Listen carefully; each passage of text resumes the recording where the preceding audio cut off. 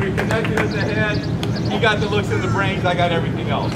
Anyways, that's why I bring him around. He's a good friend of mine, and I'm sure y'all had a good time involved with last night. This guy, who are the people that were doing the belly dancing? Yeah, I knew they had some drinks in there, man. I knew we had a couple drinks. All right, what I want to do is point out again.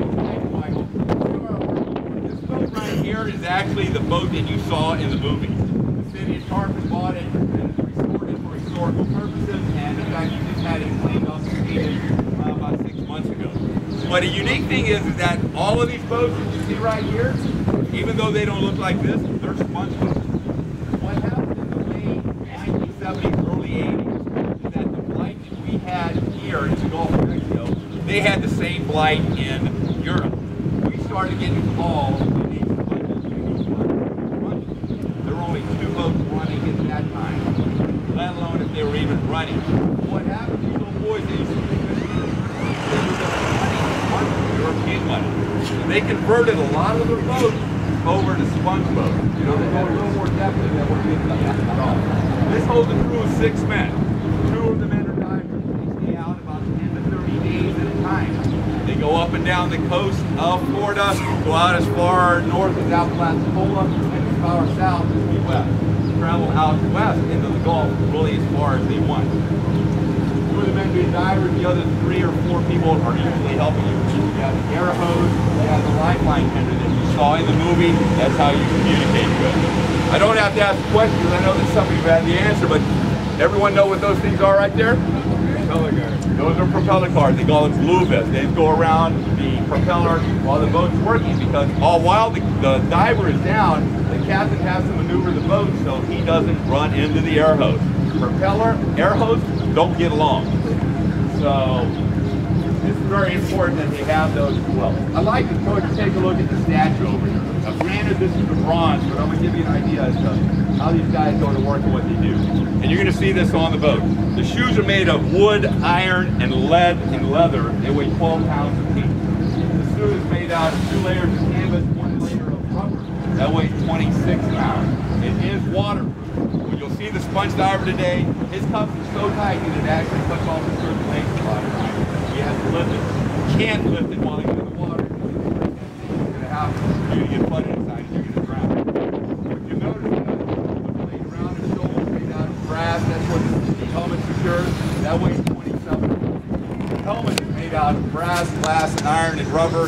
That weighs 38 pounds. But wait, there's more. Before this guy goes over the top, and you saw him walking on the bottom at a 45-degree angle, he's got 2 lead weights of 35 pounds apiece, 70 pounds. Total weight of the suit that this guy goes to work every day, 170 pounds. So the guy that you're going to see on the sponge boat over here, this guy sits in that suit from 10 a.m., 11 a.m. till about 5, 6 p.m. all day lugging around on that. When he gets off of work, he feels nothing but like dancing because he's walking on the cloud. Anyway, that's just remain seated. What is remain seated? Get on with the trip. All of you sit on the cabins with the seats where one more back here.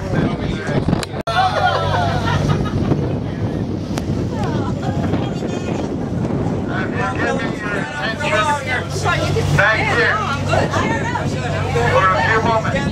Everybody please remain seated. I'll tell you about the sponge industry.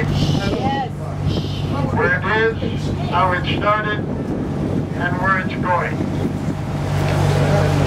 Sponge, natural sponge, have been used by civilization for over 2,500 years. That's on record. It all started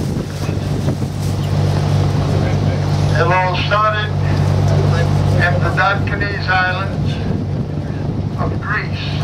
2,500 years ago, they started diving for sponge there. They are still diving for sponge there. Good picture of it. Into this work. And we are now working on that. Now sponge, if you look back here, I'll show them to you, is next to the lowest form of animal life. It's always found attached to stationary objects, such as rock, coral, shell, or seaweed. Never found growing on a sandy bottom. and it's covered with a soft jelly-like skin. We go after 5 different grades of sponge commercially. The first grade is the wool sponge. It is soft and woolly, tough and durable. It will last indefinitely.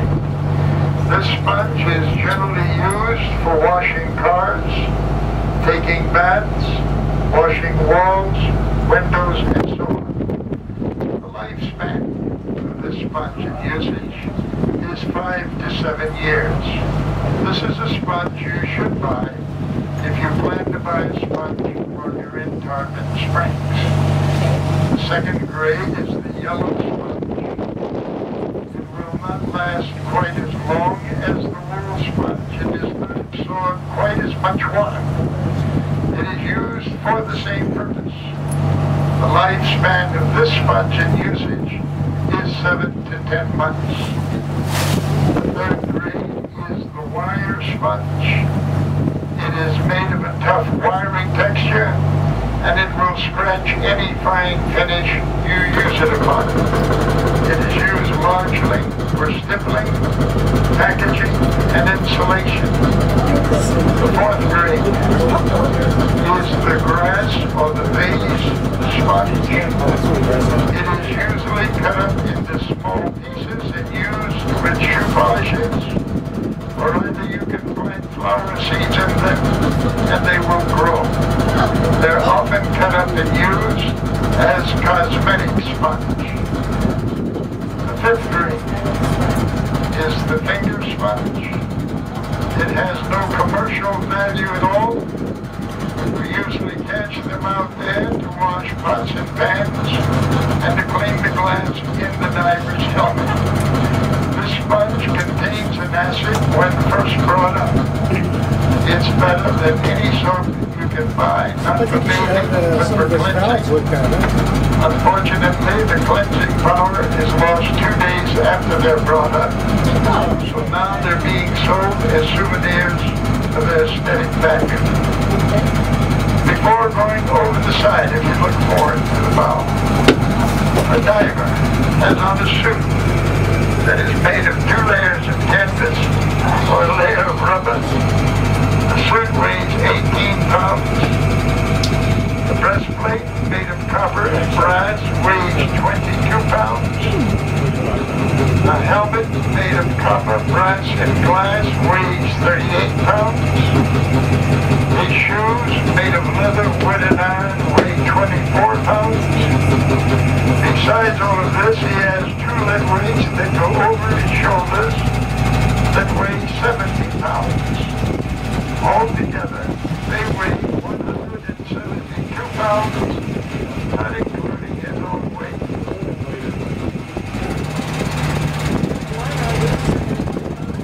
And in a few moments, we're getting the diver ready to go over. Folks that have cameras and care to take a picture of the diver, please get your camera ready. We can only hold it for a few moments. Everyone will remain seated until we get the diver fully equipped. Then we'll give you a chance to take your pictures.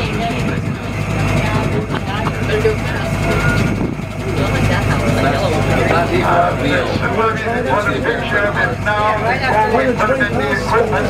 172 before me. Now's the time to do it. You just go up to the bow, get your pictures, and please sit back and let the other folks get there. What sponge do they give you when you got to do the bottom? Anybody else want a picture of it there before we put the helmet on?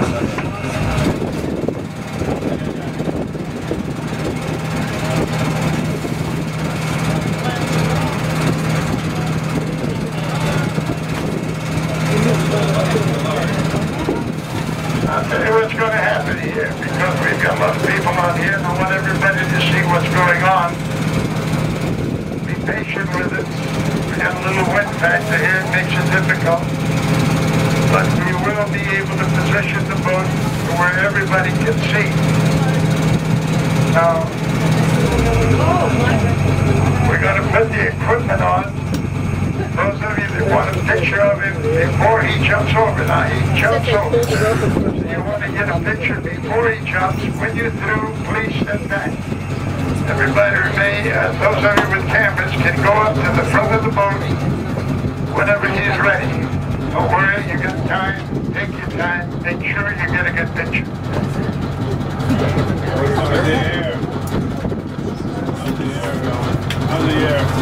All right? Dito nilixis medyo nasa sport. Those of you with cameras, go up and take your pictures. Take your time. When you're through, please step back out of the rain so I can see you. Good thing she's just a little one. I know. Over you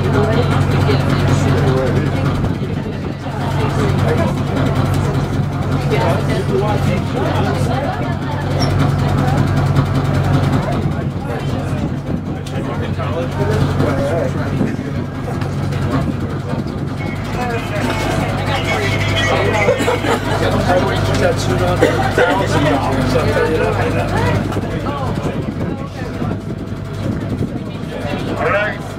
Everybody on the right side, remain seated. You folks on the left. Stand up. He jumped over. Hey, jumped over. Give me a minute. I'll get him in a position you'll all be able to see him. And over. Just a minute. You folks on the left, if you stand up, you'll be able to see what's going on. You can stand up and see. What are we gonna see? Bubble, bubble, toil and trouble. All right, notice the bobbing effect in his walking. Instead of walking normally, as we do here on shore, they bend over in that 45-degree angle, begin with their toes, and thrust forward. This gives them the necessary momentum and drive to be able to work against the currents.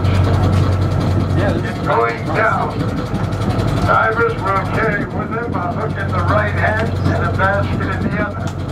So it's better than what you do. With the hook, there's the whatever it is, do it, he puts it in the basket. When he gets a full basket of sponge, it will signal the lifeline tender.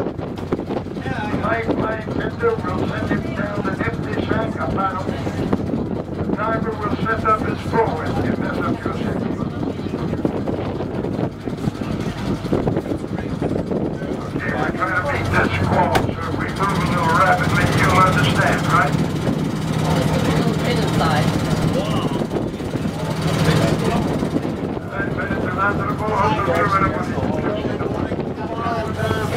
There's no swimming in that suit. He's one hell of a swimmer.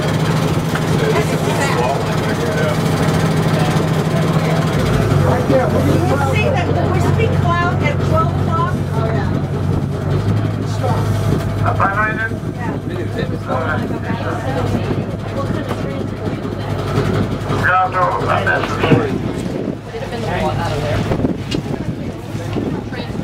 Now we can't take a pause here for pictures because I'm going to get you out of this weather before it comes in.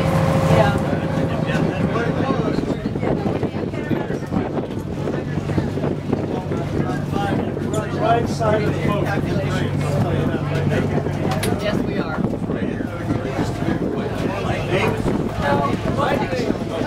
Get him in. Come on. Mikey, get in. Okay, driver, let's go. Come on, don't worry.